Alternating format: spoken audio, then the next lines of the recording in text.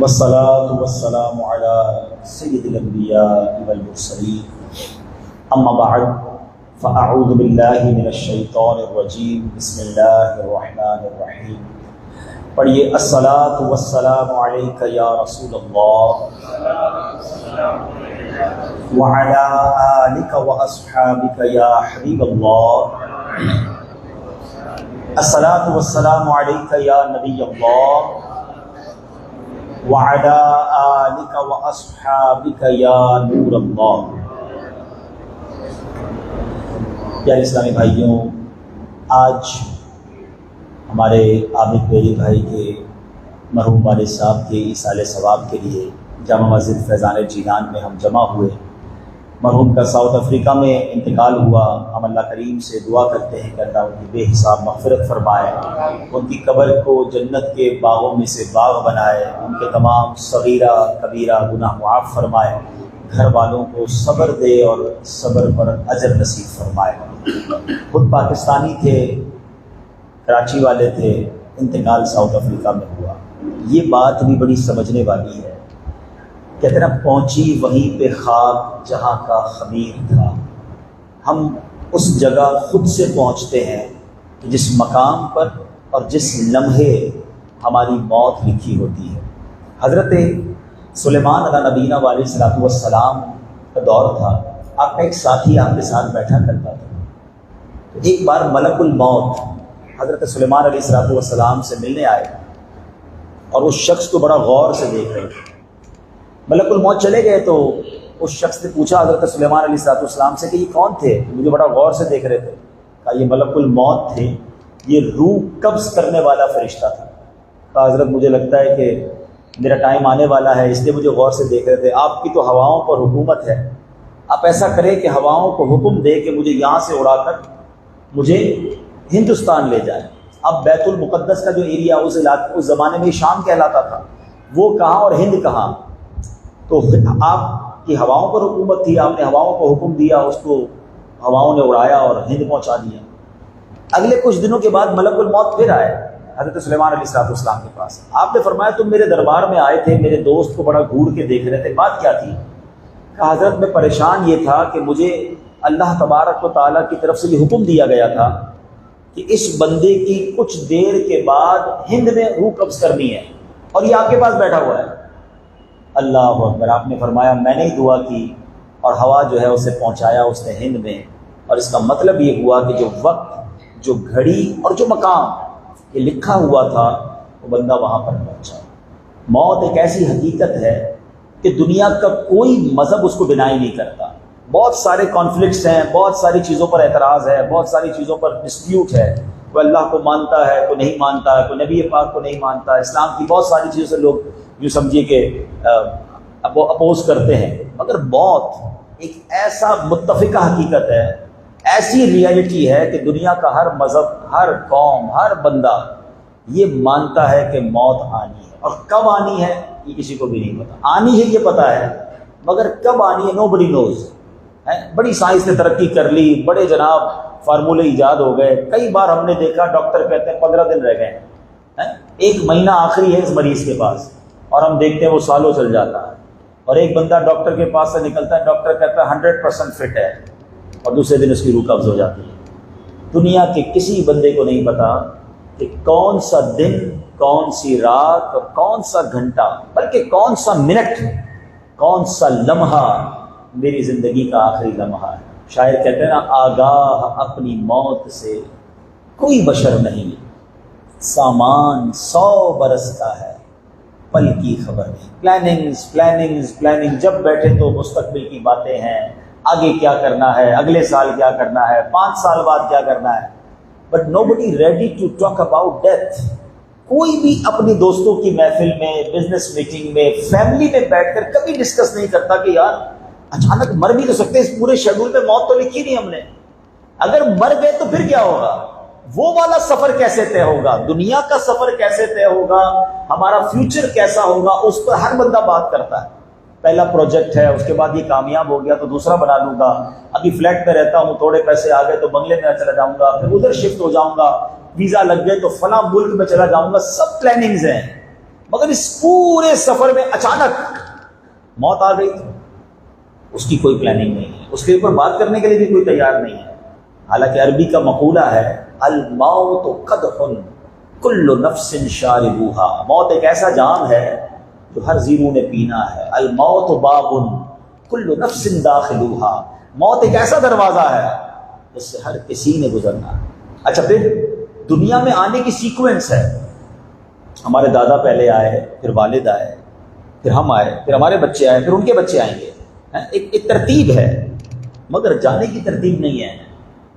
دادا موجود ہوتا ہے، پوتا چلا جاتا ہے، باپ موجود ہوتا ہے، بیٹا چلا جاتا ہے، کسی کا نہیں پتہ کب باری آ جائے گی۔ ایسا بھی نہیں کہ 70 سال کے بعد ہی موت آئے گی، کچھ بھی نہیں پتا۔ تو جس بارے میں پتہ ہی نہیں ہے کب آئے گی، تو تیاری کیسی ہونی چاہیے؟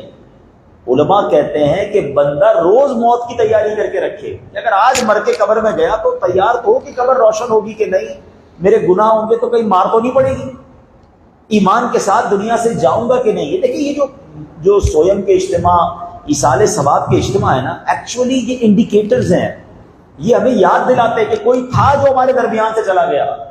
ایک دن تمہارا بھی سویم ہوگا، ایک دن تمہارا بھی جنازہ ہوگا۔ تھوڑے دنوں تک لوگ بات کرتے ہیں، کوئی دنیا نہیں رکتی کسی کے جانے سے، چند دنوں کی باتیں ہوتی ہیں، چند دنوں تک یاد رکھتے ہیں، پھر everybody busy in his own life, پھر بندہ اپنی زندگی میں بزی ہو جاتا ہے۔ میں ہوں گا اور میری قبر ہوگی، اور اکیلا ہوں گا، تنہا ہوں گا، اور میرے اعمال ہوں گے، کوئی بچانے والا نہیں ہوگا۔ اگر اللہ راضی ہو گیا پھر تو مزے ہیں، اور اگر اللہ راضی نہ ہوا، نامہ اعمال گناہوں سے پر ہوا، تو پھر آگ ہے، پھر جہنم کی کھڑکی کھول دی جائے گی قبر میں۔ یہ جو قبر ہے نا، دیکھیں ہم کلفٹن میں بیٹھے ہیں، ایریا وائز ہمیں لوگوں کی لگژریز کا، لوگوں کی فیسلٹیز کا پتہ چل جاتا ہے۔ یار یہ بلڈنگ بہت لگژری ہے، 7 کروڑ کا فلیٹ ہے، ایوری بڈی، سارے لوگ بڑے خوشحال ہیں۔ یہ لیاری کا علاقہ ہے یا فلاں جھوپڑ پٹی کا علاقہ ہے جہاں لوگ بیچارے بڑے غریب ہیں۔ سوسائٹی اور رہائش دیکھ کر آپ امیجن کر سکتے ہیں کہ اندر رہنے والا کس طرح کا ہے۔ مگر قبرستان میں ساری قبریں ایک جیسی ہیں، ہمیں نہیں پتا کہ قبر والا اندر عذاب میں ہے یا قبر والا اندر عیش میں ہے۔ یاد رکھیے، حضرت عثمان غنی رضی اللہ عنہ، خلیفۃ المسلمین، امیر المومنین، ذو النورین، عشرہ مبشرہ میں سے، قطعی جنتی، 2 بار نبی پاک سے گویا جنت خریدی آپ نے، پیارے آقا نے انہیں بشارت دی ہے۔ مگر آپ جب قبرستان جاتے نا، اتنا روتے کہ آپ کی داڑھی آنسوؤں سے تر ہو جاتی ہے۔ کسی نے پوچھا حضور نہ دوزخ کے تذکرے پر اتنا روتے ہیں نہ جنت کے تذکرے پر، آپ جب بھی قبر کی بات ہوتی ہے خوب روتے ہیں، واٹ از دا ریزن، کیا وجہ ہے؟ آپ نے فرمایا میں نے نبی پاک سے سنا ہے، حدیث پاک کا مضمون ہے کہ قبر ہی پہلی منزل ہے، جو ادھر کامیاب ہو گیا وہ آگے بھی کامیاب ہو گیا، جو ادھر پکڑا گیا وہ آگے بھی مشکل میں گرفتار ہو جائے گا۔ اس کا مطلب کیا ہوا؟ اتنے بڑے صحابی ہو کر قبر کے لیے روتے، ہم میں سے کون فکر کرتا ہے؟ گھر ہوادار، گھر روشن، ویسٹ اوپن، اچھی لائٹ، جنریٹر، پانی صحیح ہونا چاہیے، اس پر تو ہم بہت غور کرتے ہیں۔ مگر قبر ہوادار ہو، قبر روشن ہو، قبر میں مارنا پڑے، قبر میں، اور سفر بھی بڑا ہے بھائی، دنیا میں کتنا سال رہیں گے؟ اب تو میرا خیال ہے جتنے میرے ساتھ یہاں بیٹھے آلموسٹ ہم سب اپنی ایوریج لائف تو گزار چکے، یہ تھوڑی بہت رہ گئی، اگر ایوریج لائف تک جینا بھی ہے اور کتنا جئیں گے بھائی؟ جانے کی باری ہے۔ اچھا ادھر کتنی دیر رہیں گے؟ کبھی غور کیا؟ ہزاروں سال سے لوگ قبروں میں ہیں، ہمارے جانے کے بعد پتہ نہیں کتنے 100 کتنے 1000 سال بعد قیامت آئے، تو یہ میرا قبر کا جو ٹائم ہے وہ دنیا کے ٹائم سے تو بہت بڑا ہے، اس کی فکر اور اس کی فکر ہی نہیں۔ پلیز یہ اجتماع اللہ کرے کہ ہم میں سے کسی کی اصلاح کا سبب بنے، ہماری لائف میں تبدیلی کا سبب بنے، اور قبر روشن ہو سکتی ہے۔ اللہ کو راضی کرنے والے بندہ کام کرے، پہلے تو سارے بھائی نیت کر لیں انشاءاللہ کہ آج کے بعد ہماری کوئی نماز قضا نہیں ہوگی۔ پہلے تو نماز کو پکڑے نا، نماز قبر میں نور لاتی ہے، پھر قرآن کو تھامیں، سورہ ملک، سبحان اللہ، یعنی قرآن ایسا نور ہے جو قبر میں کیسے کام آتا ہے۔ کئی صورتوں کے بارے میں آیا، اور اسپیسیفکلی سورہ ملک کے بارے میں آیا کہ جو روز رات سورہ ملک کی تلاوت کرے یہ قبر میں اسے عذاب سے بچائے گی۔ تو قرآن تھامو نا، جو قبر میں بھی ساتھ آئے گا۔ ہمارے پاس بہت سارے سافٹ ویئر روز چلاتے ہیں، مگر جب قبر میں جائیں گے تو سارے سافٹ ویئر آف لائن ہو جائیں گے، قرآن قبر میں بھی آن لائن ہوگا۔ روز کچھ نہ کچھ قرآن پڑھیں، نماز کی پابندی کریں، اگر اللہ نہ کرے میرا کوئی بھائی حرام روزی کماتا ہے اس سے توبہ کرے، صرف حلال کی طرف آ جائے۔ جھوٹ بولنے کی عادت ہے، حرام دیکھنے کی عادت ہے، حرام سننے کی عادت ہے، حرام بولنے کی عادت ہے، یہ چند بیسک چیزوں کو اگر ہم ٹھیک کر لیں، میرا رب بڑا کریم ہے، وہ بڑا رحیم ہے، وہ مومنین پر بڑا رحم کرنے والا ہے، لیکن ہم اپنی عادتوں کو درست کریں اور یاد رکھتے رہیں کہ میں نے جانا ہے، مجھے اس کی تیاری کرنی ہے۔ آج دنیا کے امتحان کے بارے میں، دنیا کا کسی کا انٹرویو ہو یا جناب ٹیکس کی کوئی رپورٹ آنے والی ہو، کوئی آڈٹ ہونے والا ہو، کتنی فکر ہوتی ہے کہ یار یہ رپورٹ ٹھیک ہو جائے۔ ایک بار ایک شخص کا ایک بیٹا تھا، رات کو اٹھا اور رونے لگ گیا۔ والد نے کہا بیٹا کیوں رو رہے ہو؟ کہا ابا جان مسئلہ یہ ہے کہ صبح ٹیچر کو سبق سنانا ہے اور مجھے سبق یاد نہیں ہے، اور مجھے یہ ٹینشن ہے کہ میں سبق نہیں سنا سکوں گا تو ٹیچر نے پنشمنٹ دینی ہے۔ ہمارے یہاں کے بچے ہوتے ہیں بعضوں کا ٹینشن میں آ جاتے ہیں، امتحان قریب ہوتا ہے۔ وہ والد بڑا خوف خدا والا تھا، بڑا سمجھدار تھا، وہ بھی رونے لگ گیا۔ کسی نے کہا کہ بیٹا رو رہا ہے، سمجھ آ رہا ہے اس کو اسکول کا سبق سنانا ہے، آپ کیوں رو رہے ہیں؟ وہ کہتا ہے میرے بیٹے کو ایک دن کا سبق سنانا ہے، اسے یاد نہیں ہے، اس لیے اس کو نیند نہیں آ رہی، مجھے اللہ کی بارگاہ میں ساری زندگی کا حساب دینا ہے۔ ایک رات زندگی میں ایسی نہیں گزری کہ مجھے نیند نہ آئی ہو، ایک رات مجھے یہ ٹینشن نہیں ہوئی کہ میں مرنے کے بعد اللہ کو جواب کیا دوں گا، قبر میں میرا کیا بنے گا، میرے نامہ اعمال کا کیا معاملہ ہوگا۔ وہ خود زاروں کی طرح رونے لگا۔ بات بڑی پتے کی کر گیا کہ آج ہم پر کوئی بھی کسی قسم کا بھی کوئی انٹرویو ہو، کوئی جناب امتحان ہو، کوئی ایمبیسی میں جانا ہو، ایون کوئی آڈٹ رپورٹ ہو، ہم ٹینشن میں ہوتے ہیں یار پراپر طریقے سے رپورٹ تیار ہو جائے، مگر ایک رپورٹ قیامت کے دن بھی پیش کرنی ہے۔ اور قرآن کہتا ہے فَأَمَّا مَنْ ثَقُلَتْ مَوَازِينُهُ فَهُوَ فِي عِيشَةٍ رَاضِيَةٍ۔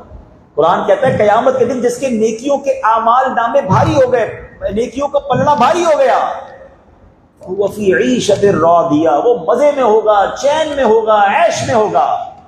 اور آگے فرمایا وَأَمَّا مَنْ خَفَّتْ مَوَازِينُهُ، جس کی نیکیوں کا پلڑا ہلکا ہو گیا، فَأُمُّهُ هَاوِيَةٌ وَمَا أَدْرَاكَ مَا هِيَ نَارٌ حَامِيَةٌ، کہا وہ کہاں ہوگا؟ بھڑکتی آگ میں ہوگا۔ اپنے حساب کتاب میں روز ہم دیکھتے ہیں کہ ہمارا کیپٹل کتنا بڑھ رہا ہے، پروفٹ کتنا بڑھ رہا ہے۔ کبھی اکیلے میں بیٹھ کر یہ حساب کیا کہ جو زندگی گزار رہا ہوں وہ نیکیوں کا پلڑا بڑھا رہا ہے یا گناہوں کا پلڑا بڑھا رہا ہے؟ پلیز آج کے اجتماع میں ایک چیز تو ہم سب کو سمجھنی چاہیے کہ ہر گزرنے والا دن، کیونکہ میں قبر کے قریب ہو رہا ہوں نا، یہ تو حق ہے نا کہ every day I am going closer to my grave، آخرت کے قریب ہو رہے ہیں نا، جتنے دن گزر رہے ہیں ہم آخرت کے قریب ہو رہے ہیں، مرنے کے قریب ہو رہے ہیں۔ تو یہ پلان کر لو کہ یار ہر گزرتے والا دن مجھے اللہ سے قریب کر رہا ہے یا اللہ سے دور کر رہا ہے، نیکیوں کا پلڑا بھاری ہو رہا ہے یا روز گناہوں کا پلڑا بھاری ہو رہا ہے، پھر تو مارے جائیں گے نا۔ یہ تو اسسمنٹ کریں، یہ تو پلاننگ کریں۔ ایک مشورہ تو مجھے یہ دینا تھا۔ دوسرا عابد بھائی کے چونکہ والد صاحب کا انتقال ہوا، ان کے بھائی بھی نظر آ رہے ہیں اور بھی خاندان کے لوگ ہیں، ان سے بھی گزارش اور باقی لوگوں سے بھی گزارش کہ دیکھیں ہمارے مرحومین جو چلے گئے نا، ہم انسان ہیں، ہم کچھ دن تک تو ایصال ثواب کر لیں گے، پھر ہماری بھی لائف ہے، بندہ بزی ہو جاتا ہے۔ ہمیں کرنا یہ چاہیے، بالخصوص ماں باپ میں سے کوئی چلا جائے کہ کوئی ایسا ایصال ثواب کا کام کر دیں جو قیامت تک اسے ثواب ملتا رہے۔ اور ایسے طریقے ہیں۔ حضرت سعد رضی اللہ تعالیٰ عنہ کی والدہ کا انتقال ہو گیا، آپ نبی پاک علیہ الصلوۃ والسلام کے پاس آئے، کہا حضور میری والدہ کا انتقال ہو گیا، میں کیا کر سکتا ہوں ماں کے لیے؟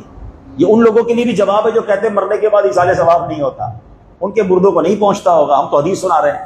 حضرت سعد رضی اللہ تعالیٰ عنہ نے کہا، اب پیارے آقا علیہ الصلوۃ والسلام نے کہا کہ اپنی والدہ کے، حدیث کا خلاصہ ہے، اپنی ماں کے لیے پانی کا صدقہ کرو۔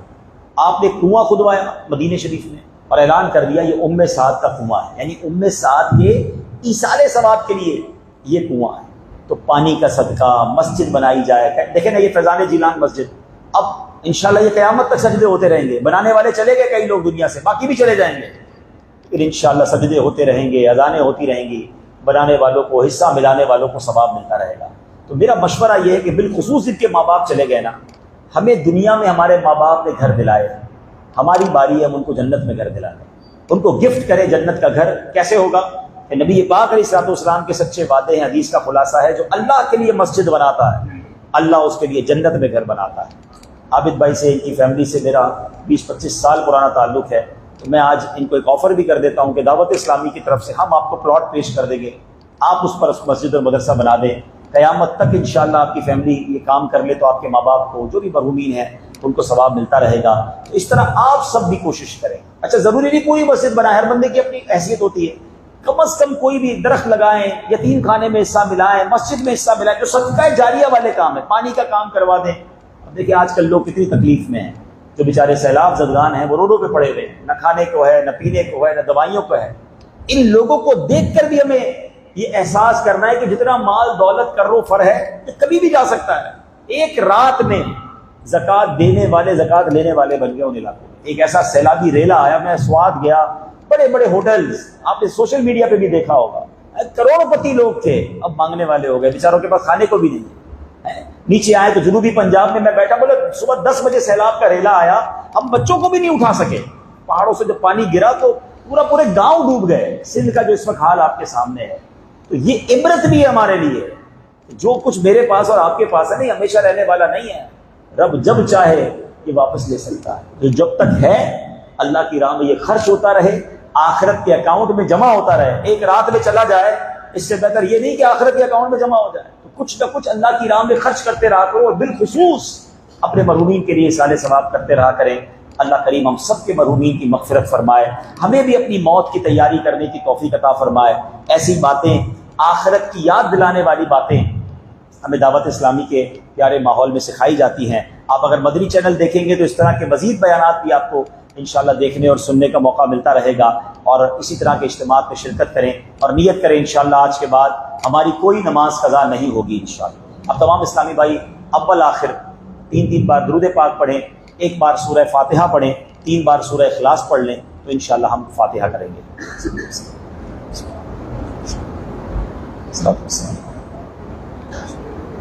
الحمدللہ الرحمن الرحیم اهدنا الصراط المستقيم بسم الله الرحمن الرحيم قل هو الله احد الله الصمد بسم الله الرحمن الرحيم قل هو الله احد الله الصمد بسم الله الرحمن الرحيم قل هو الله احد الله الصمد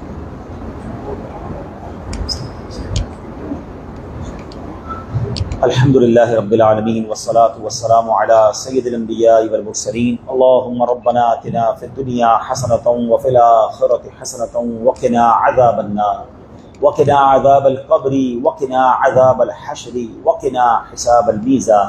اللہم اعنی علی ذکرک وشکرک وحسن عبادتک. رب کریم جو تلاوت کی اور ہماری زندگی میں جو ٹوٹے پھوٹے نیک اعمال ہیں، نبی پاک صلی اللہ تعالیٰ علیہ وسلم کی بارگاہ میں ہدیتاً تحفتاً عقیدتاً پیش کرتے ہیں، قبول فرما. پیارے آقا کے وسیلہ جلیلہ سے تمام انبیاء کرام، صحابہ کرام، تابعین، تبع تابعین، اولیاء کاملین، بالخصوص سیدی غوث اعظم رضی اللہ تعالیٰ عنہ کی بارگاہ میں پیش کرتے ہیں، قبول فرما. تمام مسلمین، تمام مسلمات، خصوصاً بالخصوص ہمارے عابد بھائی اور ان کے تمام جو مرحومین ہیں، ان کے بالخصوص ان کے والد صاحب کی روح کو پیش کرتے ہیں، قبول فرما. اللہ ان کے تمام صغیرہ کبیرہ گناہوں کو معاف فرما، ان کی خطاؤں سے درگزر فرما. اللہ ان کے درجات کو بلند فرما. جو بیماری میں انہوں نے دن گزارے، اللہ وہ بیماری ان کے گناہوں کا کفارہ بنا دے. ہم میں سے جن کے رشتہ دار بالخصوص والدین میں سے کوئی ایک دنیا سے چلے گئے، مولا ان سب کی مغفرت فرما. اللہم ارحمہما کما ربیانی صغیرا. اللہ ہمیں اپنے مرحومین کو خوب یاد کرنے اور انہیں ایصال ثواب کرتے رہنے کی توفیق عطا فرما. اللہم ربنا تقبل منا انک انت السمیع العلیم وتب علینا یا مولانا انک انت التواب الرحیم. بالخصوص تیرے دربار میں دعا ہے میرے مولا، جو سیلاب زدگان ہیں ان کی غیب سے مدد فرما، جو ان کی مدد کر رہے ہیں مولا ان کی بھی مدد فرما. وصلی اللہ تعالی علی خیر خلقہ ونور عرشہ سیدنا و مولانا محمد وآلہ وصحبہ اجمعین برحمتک یا ارحم الراحمین.